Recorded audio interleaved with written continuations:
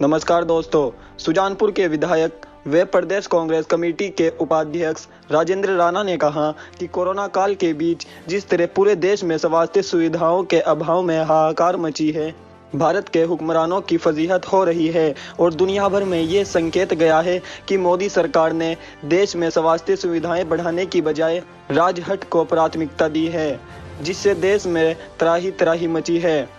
और ऑक्सीजन के अभाव में लोग तड़प तड़प कर दम तोड़ रहे हैं। आज यहां जारी एक बयान में राजेंद्र राणा ने कहा कि मोदी शासन में देश की जीडीपी तो गिरी ही है और अब अंतर्राष्ट्रीय स्तर पर भारत की छवि एक ऐसे राष्ट्र की बन रही है जो कोरोना संकट के बीच ऑक्सीजन, वेंटिलेटर और जीवन रक्षक दवाइयों की आपूर्ति के लिए दुनिया के दूसरे देशों पर निर्भर हो गया है। उन्होंने कहा, दुनिया के छोटे छोटे देशों सहित करीब 40 मुल्कों ने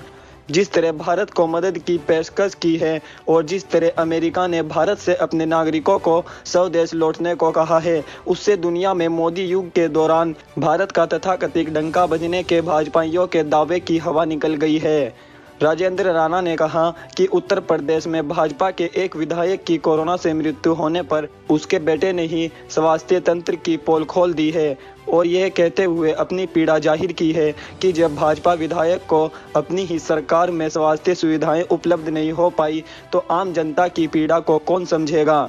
राजेंद्र राणा ने कहा कि उत्तर प्रदेश के दिवंगत भाजपा विधायक केसर सिंह गंगवार के बेटे विशाल गंगवार ने अपनी फेसबुक पर भाजपा सरकारों की बदइंतजामी को लेकर जो पीड़ा जाहिर की है, उसे मीडिया ने भी प्रमुखता से प्रकाशित किया है।